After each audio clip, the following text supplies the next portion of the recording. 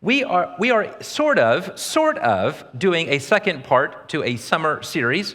You may remember that 8 weeks ago, I mentioned that we're doing a First Things First series. We talked about the things you can't not know, the things you can't not defend as a Christian when it comes to what we believe. But the next 5 weeks, we're going to be asking, what are the practices that set the early church apart from the rest of the world in how we're viewed and how we treat one another? Now, where this gets dicey is in the application. We live in a world dominated by politics. You can't discuss ethics or even witness without someone hearing it and then saying, well, this is what the laws should be. This is who you should vote for. And what you're saying sounds like blue or it sounds like red. And I just want to come out here at the beginning and say that what I'm going to present to you for the next 5 weeks is what Christianity taught and practiced before there was blue or red, before there was a United States, before there were any political parties that you and I are aware of. And the early Christian witness in the 5 areas that we're going to talk about the next few weeks happened when they had zero political power. This early Christian witness is what helped them define who they were in the eyes of the populace. It's what outsiders said, this is what distinguishes them from everybody else. And it's when they had zero vote on what the legislation prerogatives should be. They weren't discussing what laws their neighbors should be restricted by. They weren't talking about what libertarian freedom they had to do as they please. They weren't talking about rights at all. The early Christian witness wasn't about politics as we normally use the word, and this series is not either. But that doesn't mean that these teachings are not political. They are. We have a king, and they represent the legislative and the executive proclamations of the king to his subjects, who live as ambassadors of this foreign kingdom. When the early Christians practiced neighbor love in ways that defied the culture around them, they were often dragged out of their houses, taken to the courts, and sometimes fed to the lions because of it. And we were told in the book of Acts that one of the claims that was made against them is that they served another king. We absolutely do. But it would be wrong, and you'd hear it wrong in this series if you try to map whatever we're talking about onto the existing blue and red options in this country.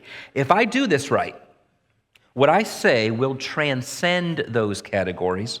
They will speak a word of truth to both categories, and they will hopefully challenge every one of us.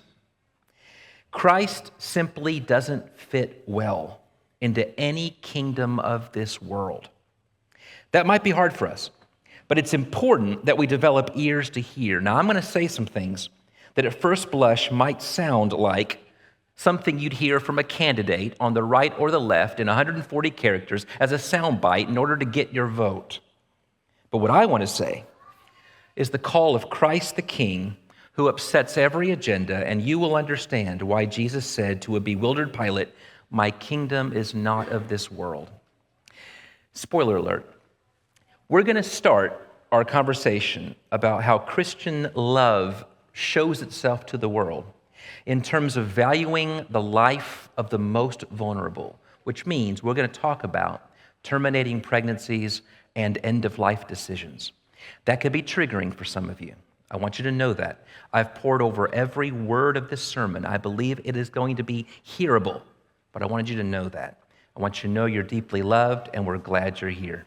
Would you stand with me as we read from John chapter 13 and verse 35? Would you read this with me? "By this, all people will know that you are my disciples if you have love for one another." You want to walk in step with the gospel, but what actually counts as gospel? There must be some firm places for my feet to land and some waters I need to avoid. Figuring out what's essential and what's not can seem like a daunting task. We need to know what hills are worth dying on, the ones where we stand or fall together. And with so many topics dividing Christians and churches, it might feel like every hill is someone's last stand. But what if I told you there are truths that have stood the test of time, making it possible for you and me to run with confidence, pursuing the greatest goods with clarity? Beyond all parties, there are central truths that have always defined the Christian faith, and these are not hard to decipher. They're spelled out for us in Holy Scripture. Things like belief in one God, one Lord, one faith, one baptism, one hope, one Spirit. Things like care for the poor, promoting the peace, and being faithful to our vows. We can know that the hill worth dying on is the one Jesus died on 2,000 years ago, and He sent His church to take a stand on the only foundation that matters, Jesus Christ.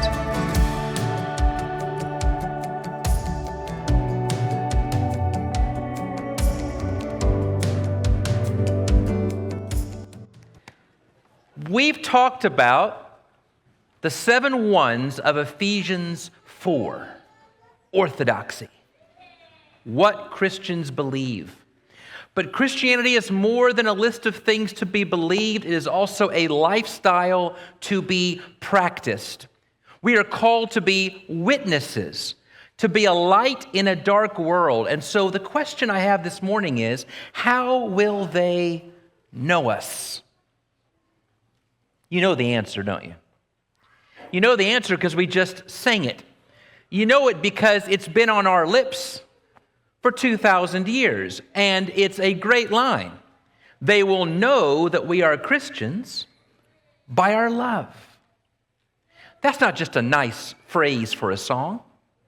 John chapter 13, verse 35, Jesus has already said, "A new commandment I give you, that you love one another." And in verse 35, He says, "By this, everyone will know that you're my disciples, if you have love for one another." Tertullian, writing in 197 AD, writing against the backdrop of a Roman culture in which hatred, selfishness, and deceit were so common that people would rather kill their neighbor than take care of them. And compared to that, Tertullian says people make fun of Christians for what we believe, but when they look at what we practice, the line on the lips of every pagan is, "See how they love one another." That's what Christians were known for. But the big question for us this morning is, what does love look like? What does it mean to love? Well, we've got an easy answer for that. It's easy because the Bible lays this out for us. The early church helped lay this out for us. But you may remember that in Mark chapter 12, Jesus is asked, what is the first and greatest commandment? And He doesn't say, well, there's 613 of them, they're all equal. What He says is, the first is this: love the Lord your God with all of your heart, with all of your soul, with all of your mind, and with all of your strength. Now, I don't have time to get into it, but I can pack all 7 ones of Ephesians 4 into the first and greatest commandment. Loving the Lord with all your heart, mind, soul, and strength can also be interpreted as standing for all of orthodoxy, what Christians believe. But then He says the second greatest commandment is like the first: you shall love your neighbor as yourself. That's orthopraxy. That's what Christians do. You shall love your neighbor as yourself. And we're not the first ones to turn to Jesus and say, well, what does love mean, and just who is my neighbor? Jesus answers that. The early church helps answer that. Paul, in the book of Romans, answers that. And I was so happy to find several New Testament scholars of the 20th century with all different backgrounds saying one thing I can be sure of is if you want to know what the early church looked like compared to the rest of the world, these are 5 characteristics that set them apart. It's what they were known for. And I see them in the Sermon on the Mount. I see them in Romans 12 through 15. Here they are. It's easy to remember, and as you expect, I'm going to give you a 5-finger exercise to do it. First, we've got our thumb. When you like something on Facebook, you give it a thumbs up. I like it. And if you're the kind of person that wants to be liked, you end up liking every post that comes your way. I like everybody. All right, the early church welcomed the stranger. Unlike many, many other people of the first century, they were a group that was made up of Jew and Gentile, slave and free, male and female, people from every nation under heaven, a kingdom made up of every tribe and every nation. There was no xenophobia in the early church. They welcomed the stranger. But then you take your first finger and you make, this will be easier, you make an L. L for life. They valued the vulnerable by welcoming life from womb to tomb. And then the third thing to do is you got your thumb, you've got your L. The second one is you make the peace sign. Unlike the nations around them that only cared about winning and protecting themselves, the early Christians said, we will not do eye for an eye. We will not yield by repaying evil for evil. We promote the peace in our lives. And then you have your ring finger. Your ring finger reminds you of fidelity. The early Christians, unlike the nations around them, said we will have purity of our bodies and complete fidelity, complete monogamy, complete devotion, complete respect for our spouses. And then your pinky, the weakest one, the smallest, the poorest one. The early Christians were known for stepping out and identifying with the lowly. They served and worked with and welcomed and identified with the poor. These were 5 characteristics that made the early church different than the rest of the world. And by the way, it's what made them attractive. Have you ever thought about why anyone would become a Christian in the first 3 centuries? Larry Hurtado, a great New Testament historian, titled a speech, that title, Why in the World Did Anyone Become a Christian in the First 3 Centuries? That's too long to put on a bulletin, otherwise I would have used it. And the reason why we ask the question is because these were people who gave up everything, looked as if they had nothing left in their physical possessions. And what was the end result of them? They were fed to the lions.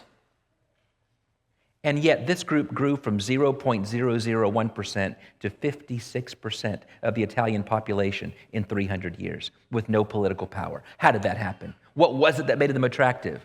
This view of the world and this view of each other. We're going to talk about what it means to have neighbor love in these 5 ways in the next 5 weeks. And just like when we did the 7 ones, and even though we start with our thumb, my first lesson was about one God. These 5, even though we start with our thumb, my first lesson is going to be about welcoming life and valuing the vulnerable. You get all these, by the way, not just from historians in the 20th century.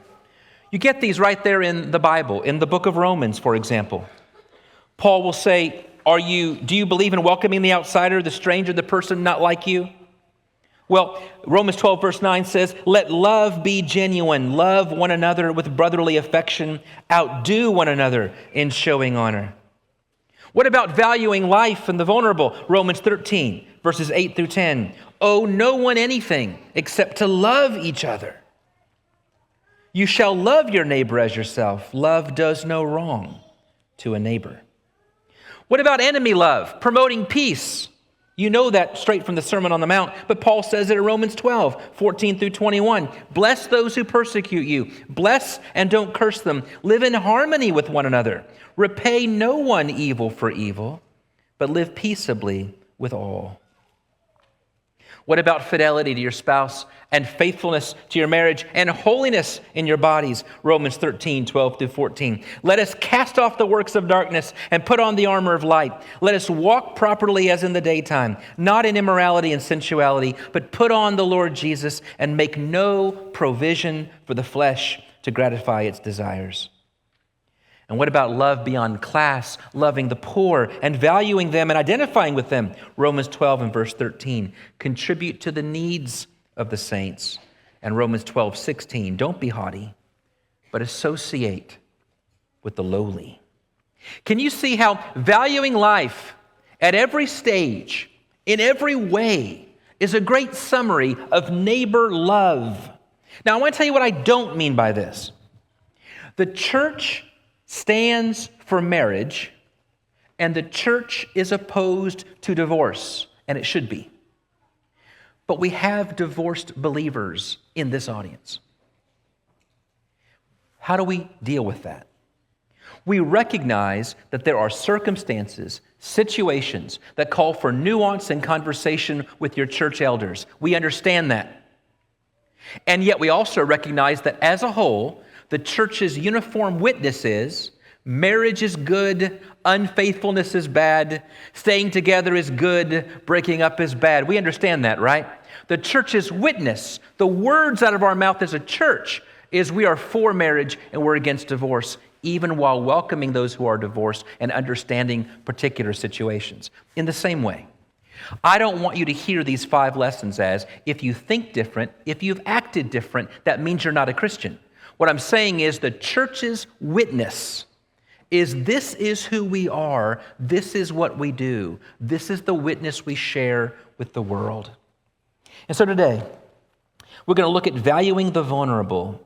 And what's more vulnerable than life at the margins? As far as I can tell, looking through my files, I have never preached a sermon on abortion in my life. I have given one public topic on it, and that was in a chapel because they asked me to do it. And even then, I asked if I could change the title. My title was How to Think About Abortion. And you're saying, of course it was. What I wanted to say to a group full of preacher boys was, I want you to think about what motivates you to want to talk about that in the first place. And I urged caution, and I want to share with you why I urge caution. Number one, because no matter how hard you try, people will hear that conversation politically. You can try every way to nuance it. You can say that's not what it's about, and people will only hear it that way. And since that's how people hear it, let's just address that. We live in a world in which if you're on the left, you will hear people on the right, and whether they mean to or not, what you think you hear from them is, I can't talk about anything but this, and all I can think of is legislation about what you are not allowed to do. And you'll think, do you not care about social injustices that create situations in which vulnerable people think this is their only option? And if you're somebody on the right, what you'll hear from the left, whether they mean it or not, but what you think you hear is, I care about myself, my body, my rights. Who are you to impose anything on me? To which you want to say, wait a second, you think ethics is first of all about you? It's about others, and it's about protecting the most innocent among us. And beyond the sound bites, we recognize the early church was trying to say something about an ethic that's organic, that starts not from the top down, but from the ground up, about how we live in front of the people who live next door to us, so that they see us and say, I want more of whatever it is that motivates you to see the world that way. Number two, abortion is not a problem out there, it is a reality in here. In 2015, Christianity Today ran an article about a Lifeway survey. And the title was, How 1,000 Women Who Experienced Abortion Think About the Local Church. That's not the title I wanted to share with you. It's the subtitle I want to share with you. Quote, 2 out of 3 evangelicals were attending church at least once a month when they had it. I'm going to share something with you that will not be shocking if you're an elder or a minister, but it might be shocking if you're not. If anecdotal evidence is any indication, both from my own experience, from my colleagues at Harding who talked to me, from my training in ministry, let me tell you, every church has somebody in it who has either had an abortion, tried to have one, or took someone and paid for them to have one. And I'm not talking about the person who happens to come on occasion on Easter. I'm talking about the third grade teacher married to a deacon. Is that surprising? What's really interesting is not that. It's that such people probably never tell a soul because they're worried. They're worried about how the church will respond. I want you to hear me. If that describes you, I want you to know right now, before we say anything else, you are loved. You are deeply loved, more than you could possibly imagine, by a God who knows what it's like to feel difficulty and brokenness and wants you to know that he loves you as you are, and he wants you in his kingdom, and he wants to use you for good things. There is grace and healing and forgiveness in Christ. I went to a very small, private Christian university. I was a Bible major. And I know Bible majors, future preachers, who lied and cheat and stole and slept with their girlfriends and took illegal drugs. So when I hear that a 16-year-old finds that she's pregnant and realizes that if I tell anyone, they will ostracize me, my family will disown me, my church will kick me out, I will lose my scholarship, I'll have no college career, I'll have no future job, my life will be ruined, or this man in a white coat tells me if I take these little pills, it'll all be over and nobody will ever know anything about it.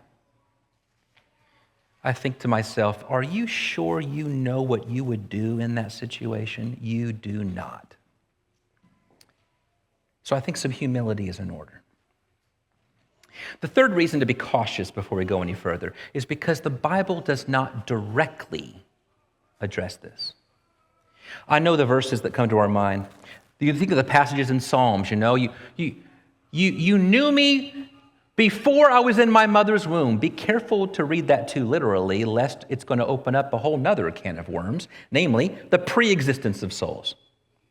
Or the babe leaped in the womb. Well, wait a second. Rocks cry out in the New Testament. Let's be careful not to read more into the passage than what the writer was trying to say. We can hurt our case by trying to force things into the text when the text is saying, I'm not going there, I'm making a different point, that God is the creator and God's got good things in store. Having said that what we normally use may be an overshot of the case, I want to share with you a truth that you need to hear. The Christian church, the church of our Lord, the church throughout history, read those same texts, all of them, and heard stories about Jesus Christ and how he treated others and how he saw the world, how he acted towards anyone and anything considered least or weaker. And they concluded clearly and unambiguously and decidedly that abortion is un-Christian. Before the first century ended, someone wrote a book to instruct people in the faith before their baptism and to tell churches how to have church services. It's called the Didache. It's very early. And in that book, there's a sentence that reads this way: you shall not procure an abortion nor destroy a newborn child. The church father Athenagoras, writing in the early 2nd century, says those women who use drugs to bring on an abortion, he then chooses the harshest word he can find. He uses the word murder. And he says if you do that, you'll have to give an account to God for it. I want to explain to you why this language, so harsh and so striking and so early, appears. Because let me tell you what Christians were doing. Did you know in the 1st century it was a dangerous thing to be born? In many places, being a twin was considered a bad omen, and either you or the twin would be terminated.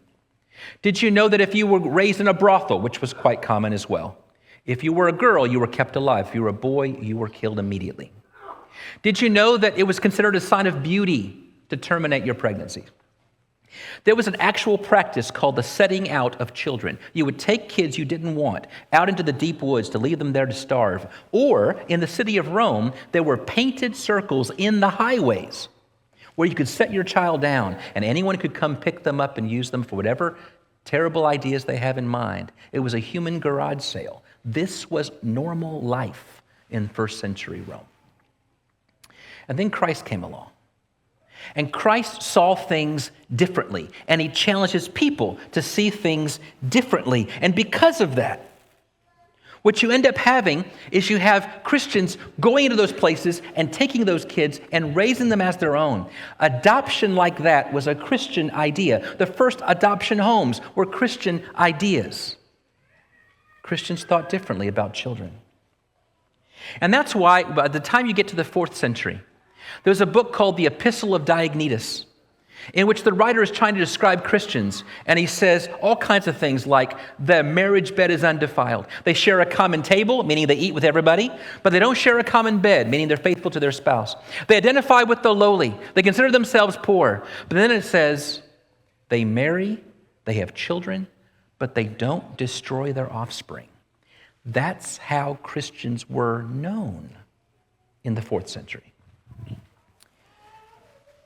An intentional act of violence to destroy something that either is or is going to be an image bearer of God, given by God to you, with the command to love the weak and the vulnerable, to choose life over death, and to choose whoever and whatever the world calls unlovable, just goes against the heart of the God who made us. Now, you can follow this reasoning even to the end of life. There is no scripture that speaks directly to the question of euthanasia or assisted suicide or what the rights and wrongs are in palliative care. But there's a larger Christian way of seeing the world. One that says, now wait a second, Jesus accepted vulnerable children. The early Christians rescued vulnerable people. The earliest Christian emperors outlawed the setting out of children. How does that apply to the euthanasia question? Well, first of all, do you realize that it's true that our physical lives are not to be treated as idols? I want to say this very clearly.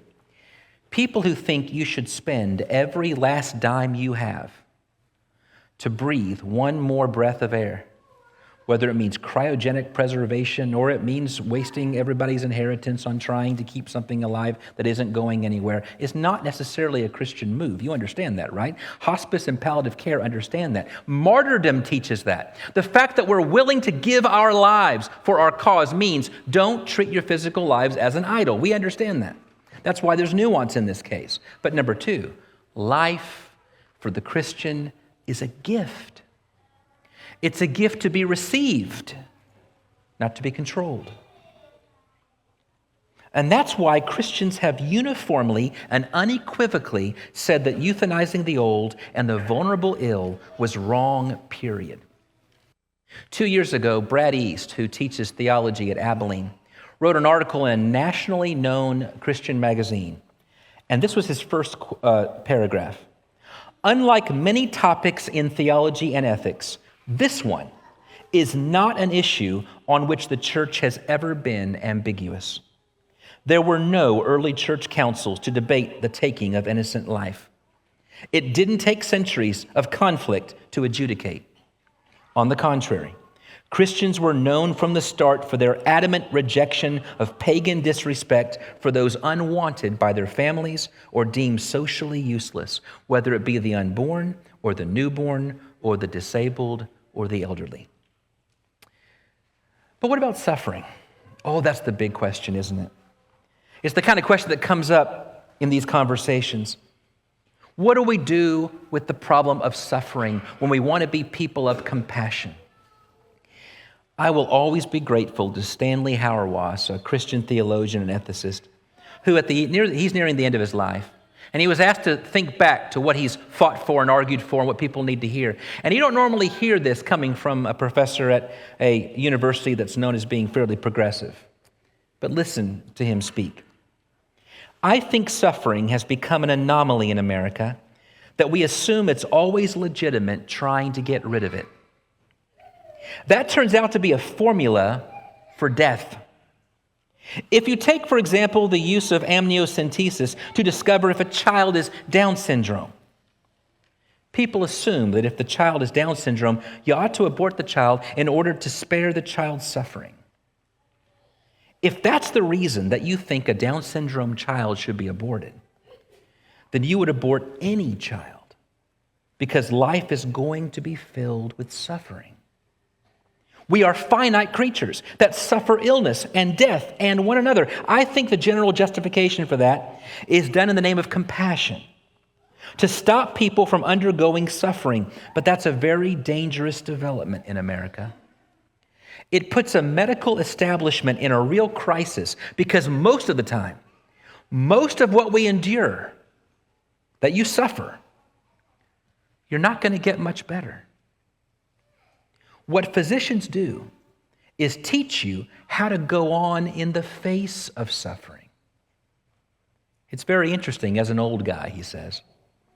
Think about how increasingly people are beginning to think of aging as an illness that you want to do something about to overcome. And that's extraordinarily dangerous, he says. He says we're all born dying sooner or later, but in the name of compassion, we're living in a societal order that will increasingly not know what to do with those born dying. Can I add another thought? Christians change the way we think about disabilities. We change the way we think about illness. We change the way we think about suffering, because the center of our religion is a cross. And learning to bear suffering and living with patience, a Christian virtue, and showing the world how to die well are actually part of our calling. And so we can't spare the world of suffering. It's coming to us all. How we live with it is our gospel story to the rest of the world. Stanley Hauerwas, trying to reflect back on his favorite quotes and sayings, said this: "In 100 years, if Christians are people identified as those who do not kill their children or their elderly, we will have been doing something right." Isn't that good? Now, I told you I want to transcend politics. I'm going to do that now. In this debate, I find appealing to the constitutional rights, or signing petitions, or adding amendments, or even appealing to book, chapter, and verse on the nuances of particular subtopics is less than effective, less than compelling, and not what the early Christians did. Do you know what is more effective and what they did? They lived lives in front of their neighbors that said, "We value every life." Let me show you. This is what we do. You want Bible passages that actually address the principles by which the church has unanimously valued and supported life from womb to tomb? I'll give you 3 and then we'll close. Number 1, Mark chapter 3 and verse 4. Jesus is looking at hard-hearted Pharisees who would rather somebody suffer on Saturday than for God to heal him. And Jesus looks them in the eye and says, "I want to ask you a simple question. Which is better, to save life or to kill it?" This is a quote that Jesus is borrowing from Deuteronomy, where God says, "I set before you this day 2 choices, life and death. Choose life." It's a simple question. Which is better? The agnostic author Louise Perry is not sure what she thinks about God or Jesus in terms of Son of God and somebody out there on the other side of the clouds. She says, "I don't know what I think about that. But I will tell you that the Christian ethic about how we treat other people is the best thing I've ever seen." And she says, "I'm a liberal feminist because I think there's something valuable in supporting the values and rights of women. But the more I look at the Christian story, I see Christianity elevating women at the same time it elevates the poor, and it elevates slaves, and it elevates the ill, and it elevates the vulnerable. And I came to realize something. These are not individual beads.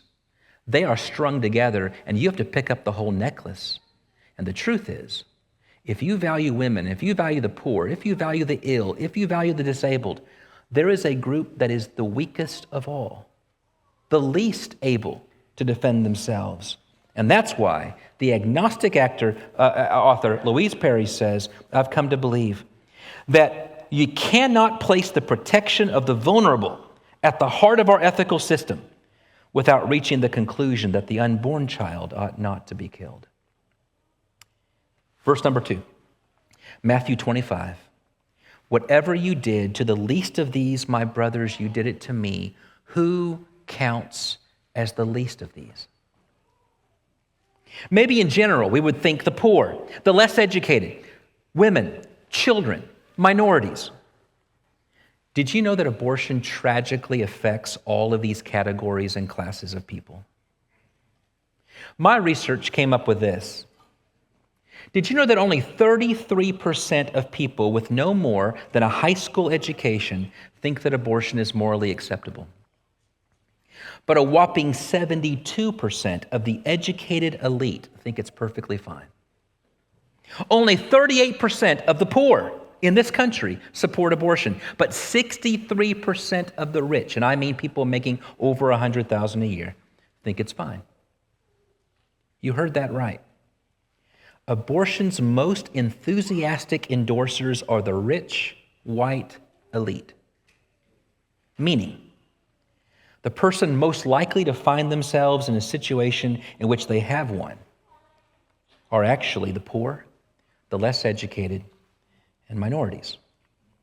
Now put all that together.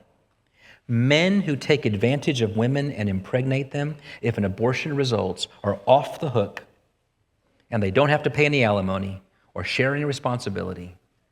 Why do you think this is such a big business and a political football?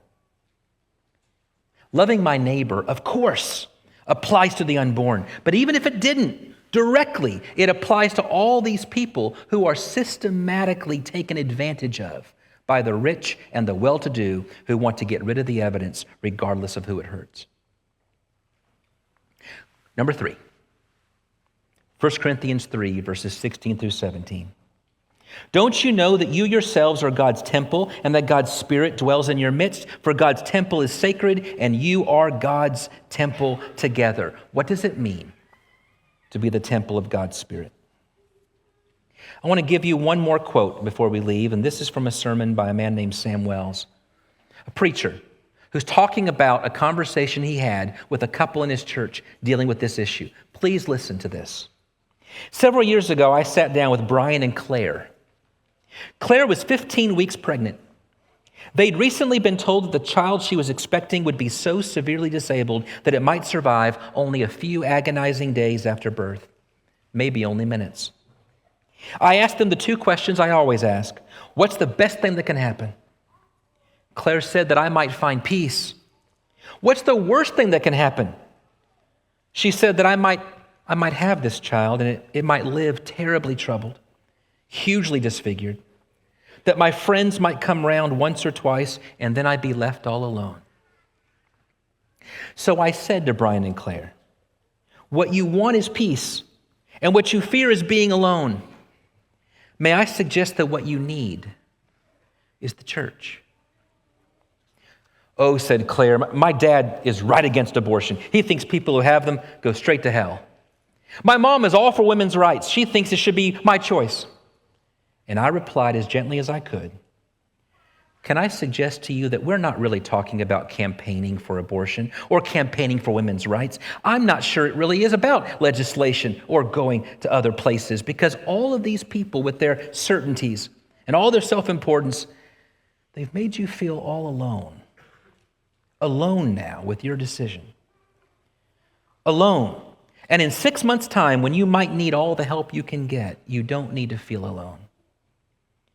You don't feel able to ask for real help, and you sense probably rightly that real help isn't there. It's perfectly understandable that you're drawn to a technological solution, but the real problem is one that a termination won't solve. You need people who won't leave you on your own. You need a hope that knows there are things worse than physical suffering. You need people around you who will make your life beautiful, even if it's not happy. What you need is the church. Folks, in baptism, we became responsible, not just to God, but to each other. The gospel is bear ye one another's burdens, and so fulfill the love and the law of Christ.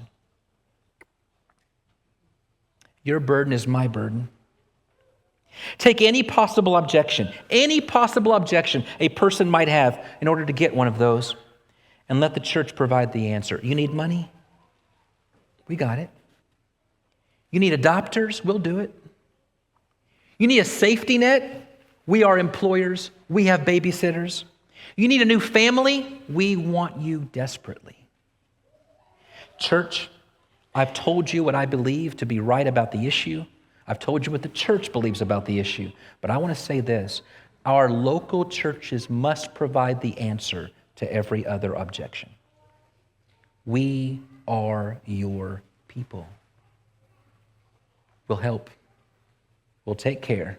We'll serve. We'll love. And we'll adopt you into our family, you and your child, because we love the vulnerable. Thank you for joining us. I hope you've been encouraged. I hope you've been enriched. And if you have any questions, any thoughts, any comments, reach out to us at prayers@wschurch.net. God bless you. Tune in next week.